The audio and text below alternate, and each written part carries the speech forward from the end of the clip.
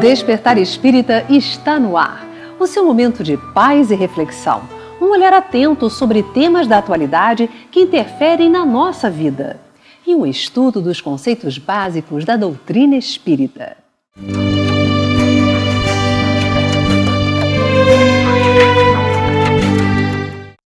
E é isso que a espiritualidade nos propôs quando nós planejamos esse encontro com Jesus, que fossem vivências. Porque a lição, já disse o poeta, já sabemos de cor, né? Mas nós precisamos realmente sentir a emoção do Cristo em nossas mentes e em nossos corações. Um dos ensinamentos de Jesus, esses ensinamentos, ele nos ensinando a viver. Certa feita falaram para ele: por que os teus discípulos não lavam a mão antes de comerem? E aí, aproveitando a oportunidade, ele disse: porque o que macula o homem não é o que entra na boca, mas é o que sai da boca, porque o que sai vem do coração. Então, em realidade, tudo aquilo que nós fazemos na Terra, as nossas expressões no mundo, é que nos trazem dificuldades se nós não as escolhermos bem. Não são os outros que nos prejudicam. O que nós temos hoje é o resultado de nossas opções no ontem. E o que nós teremos amanhã é o resultado das nossas opções no hoje. Então, existe uma lei de ação e reação que tudo governa. Então, se nós não encontrarmos em alguma dificuldade que vivenciamos hoje uma razão nessa vida, com certeza ela existe no passado, porque nós não estamos ao léu aqui. Nós temos espíritos que nos amparam. Jesus falou que não cai um fio de nossa cabeça que não seja do conhecimento de Deus, porque nós estamos mergulhados no fluido nervoso divino. Mas nós precisamos também nos abrir. Os nossos pensamentos, as nossas atitudes, as nossas escolhas nos colocam em sintonia com uma rede. Então, dependendo do pensamento, imediatamente nós entramos numa rede, seja ela boa ou ruim. E dessa rede nós vamos recebendo inputs. Nós temos um aparelho fantástico que é o nosso cérebro. E ele realmente produz energia. A ciência está aí confirmando isso. Mas que energia nós estamos produzindo? Tudo vai depender do teor dos nossos pensamentos. Mas aí vocês podem dizer: mas Yasmin, nós temos problemas e precisamos avaliar esses problemas. Claro, nós precisamos pensar nos desafios para planejar a solução. Mas se eu ficar pensando na minha cabeça: eu estou com a dívida, eu estou com a dívida, eu estou com a dívida, o pensamento é um imã. O que eu vou atrair? Eu vou atrair dívida. Então eu tenho que planejar como eu vou sair daquela situação desafiadora. Mas do momento que eu planejei, eu não tenho mais que ficar focando aquilo, eu foco na solução. Que caminho? Como é que eu vou fazer para chegar até lá? Eu tenho o meu estado atual, tenho determinados desafios, então eu vou mergulhar para ver quais são as soluções, que passo a passo eu vou dar.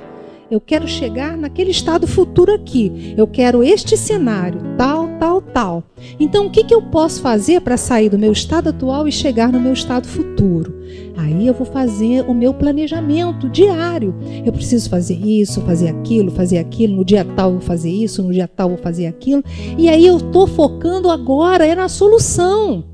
Eu não tenho que focar nas coisas ruins, porque o pensamento atrai.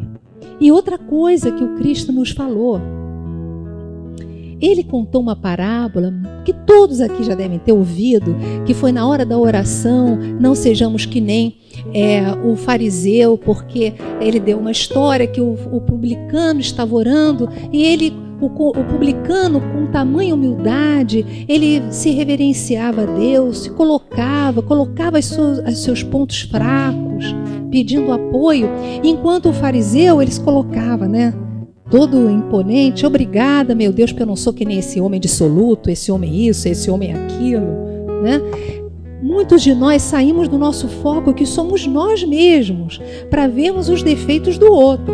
É lógico que nós precisamos avaliar as pessoas que convivem conosco para a gente saber como lidar com elas. Nós precisamos conhecer. melhor do que avaliar, perdão o termo. Nós precisamos conhecer aqueles que convivem conosco, mas não precisamos ficar julgando ninguém, porque isso é uma fuga psicológica. A gente focar no erro do outro. Focando no erro do outro, nós não olhamos para nós mesmos. E aí nós não nos organizamos. Nós colocamos a nossa mente para coisas que não têm nada a ver com a nossa evolução. O problema do outro é do outro. O que pudermos fazer para ajudar, ajudamos. Mas aqueles que só comentam, que só reclamam, que só veem as falhas do outro, eles pouco olham para si próprios. Olha só, gente. Essa é uma outra lei que Jesus nos veio explicar. Quando o jovem rico perguntou a ele como realmente conseguir o reino dos céus, ele disse: vai, vende tudo quanto tens, reparte-o pelos pobres e siga-me. Ele estava falando de uma lei que governa a nossa vida. Em realidade, nós só temos o que damos. É muito interessante isso. Só temos amor quando damos. Quanto mais paciência nós empregamos, mais nós temos. Quanto mais tolerância nós damos, mais nós temos. Quanto mais amizade nós damos, mais nós temos.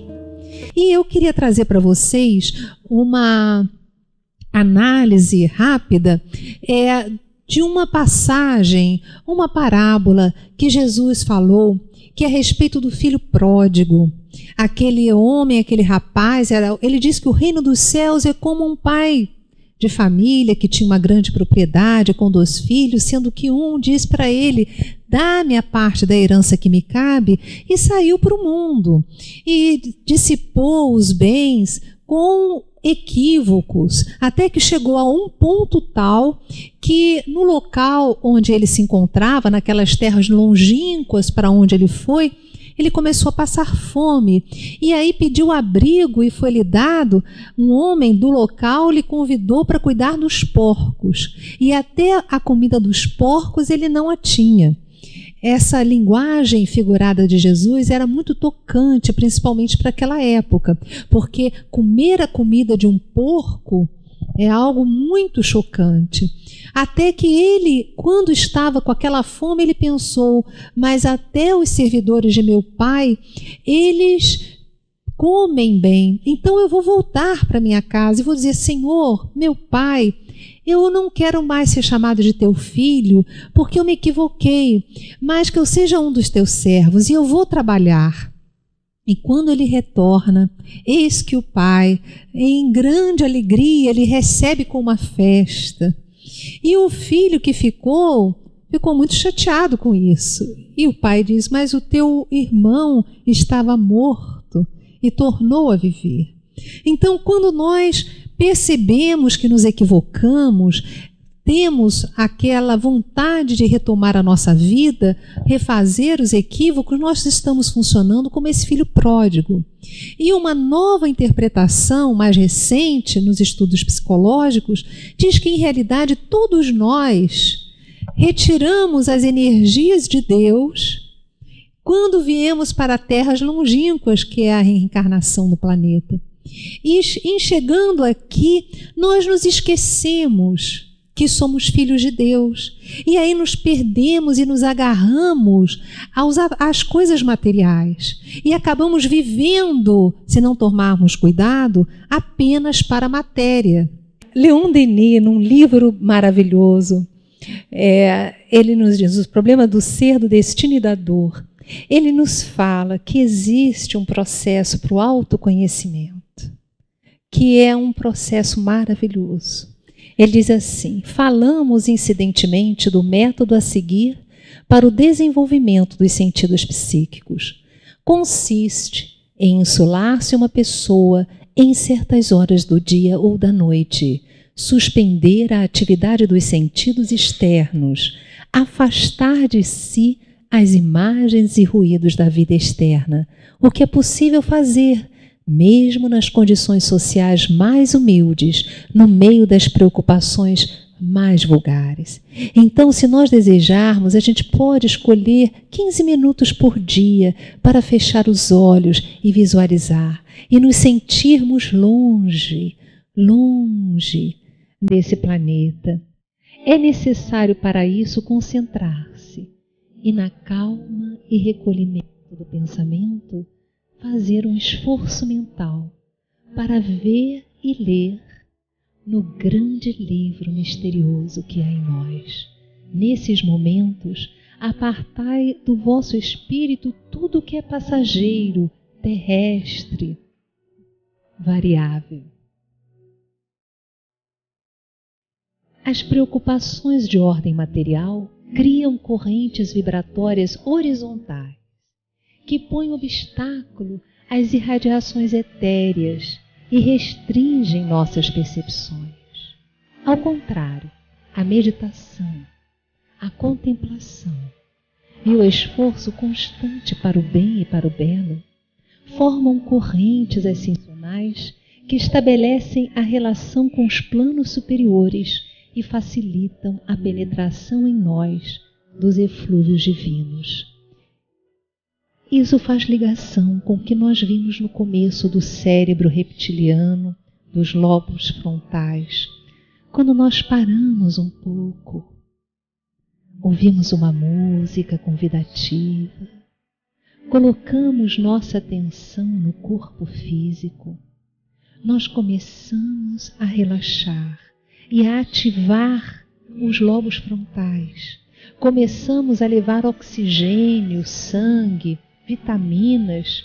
A corrente sanguínea começa a ativar esse nosso lado que nunca foi desperto e nós precisamos ativar. Quando nós acalmamos, nós percebemos que não somos só corpo físico, nós temos energia em nós. Eu vou pedir para que vocês comecem a sentir. Ponham as mãos assim. Relaxem. Coloquem a atenção na respiração e comecem a fazer assim, com a mão. E vocês rapidamente poderão perceber energia. Uma energia sutil,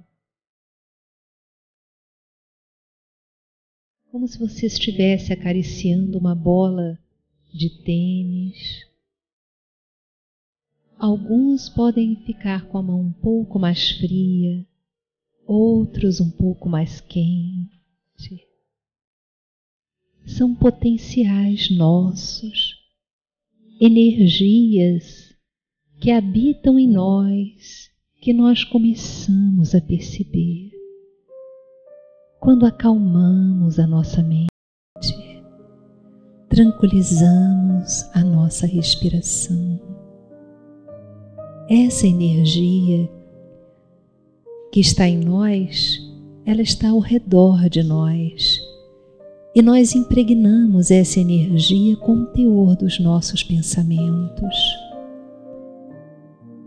Pode afastar a mão, aproximar a mão, afastar.